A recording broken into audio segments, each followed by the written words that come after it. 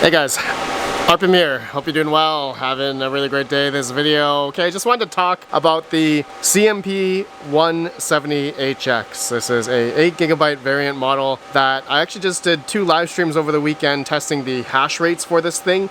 So if you're curious, check out those long form live streams if you want. Otherwise, I have the Google Sheet, which we've been inputting all the numbers, efficiency, even the overclocks there that we did. So Google Sheet, link down below if you want to see it. But this video, I just wanted to openly talk about this GPU. There are kind of some issues. If you are going to be getting into these, if you can even find them anymore, is that biggest disclaimer I'm going to have to say with the CMP 170HX is that they can run real hot. So you may notice my very crappy contraption here that's over the CMP 170HX, as everyone will know that this GPU has no fan.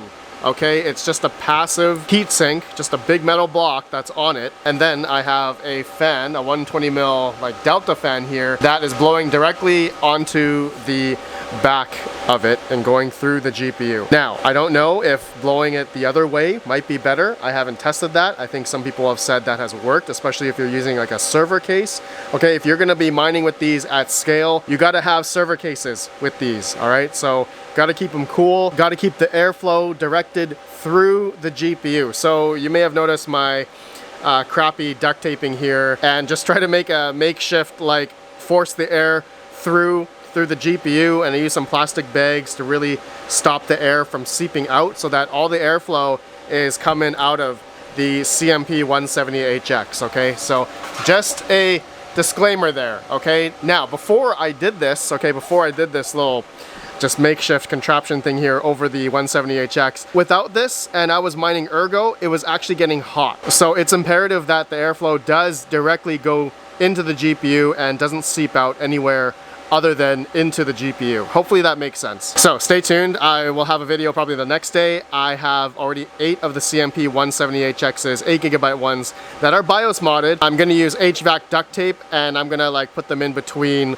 the 170HXs and also the top. Just basically cover all the holes so that all the airflow is forced through the 170HXs. Anyways, for those that haven't watched any of my previous videos, I've been trading my 3070s for the 170HXs, and I'm doing that through bitproit.com. If you're interested, go check them out, link down below. But yeah, we just did the live stream of testing this out. I'm currently mining Ergo on this 170HX, and I'm able to get about 400 mega hash at about, let's say, 190 watts in the software. But at the PMD2, we are at 195 watts. Okay, so that's the true power going into the riser, and also the 2-pin PCIe 8 pins going into the EPS on the back of this CMP 170HX. So you may notice PCIe 1 says 13 watts, that's the riser.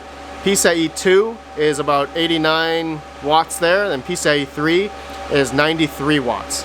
So that's shared going into the EPS connector on the back of the 170HX. And then you may notice some numbers on the left. That's the motherboard, CPU, all that extra stuff. So you may see total number for this whole system here. I have an ITX motherboard with a Celeron 3930 processor. It's taken about 205, fluctuates a bit of power, watts there. So we tested a bunch of other algorithms, again, link down below to the sheet. What we did during those live streams, this GPU is really efficient for a lot of the memory dependent coins. So Ergo is great, Zealous is amazing, Ravencoin or Kapow algo is very good on this GPU, and also Ironfish. I haven't tested any other algorithms like Flux or Dynex.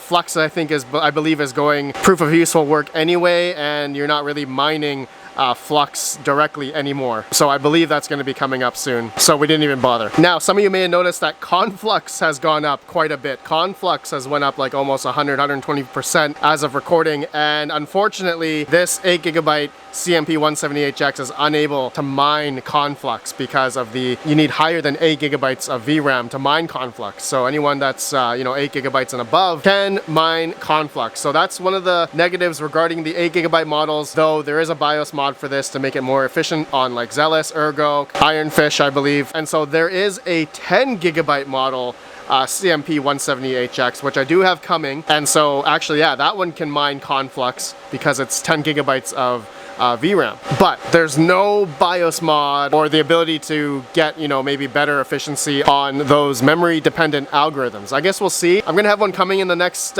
week or so. I'm still in the process of, you know, trading my 3070s for the 170HXs with BitPro IT. So that will be coming soon. But yeah, during that live stream, we also did update the driver. Thank you to RedPandaMining and the live chat for helping out here. I was on the latest, I guess, stable version of HiveOS, but we were on an older NVIDIA driver. So we just did a NVIDIA-driver-update, and we did 550.163.01, and that was supposed to be a lot better for 1.0 miner and Regal miner. All right, so if anyone that has the CMP 170HXs, make sure you update your drivers. So the BIOS update actually for the 8GB card, we did that during the live stream. So we were on 9200670001. That's the stock BIOS that I was running on. Then we did the update. We did the new BIOS update, I guess that came out in 2022, and that ends in 0A. All right, so that is the BIOS that we have right now on this 8GB CMP 170HX. Okay, only works for the 8GB apparently and won't work for the 10GB. So this BIOS update does give us the ability to do the lock core clock and core clock offset and all that kind of stuff. So it basically unlocks the GPU in a sense, this 170HX, which is really efficient. Okay, just we were comparing it to other GPUs that we've tested, and it's just, yeah, this is the ultimate GPU right now, especially for the cost. Okay, I talked about this in previous videos. Right now, these are going for under $300 if you can find them. I know that they've been selling out on eBay, so ever since we've been talking about them recently. So because the price has come down, like as low as $250, $275 I've seen for these CMP 170HXs, they are really great for mining. But now that we've seen altcoin season kind of come back into play here, has there been a bunch of proof of work GPU mineable coins also go up in price as well? And yeah, we've seen a little bit of price appreciation on some coins and also profitability as well. So is that going to stick? Is that going to sustain over the next year?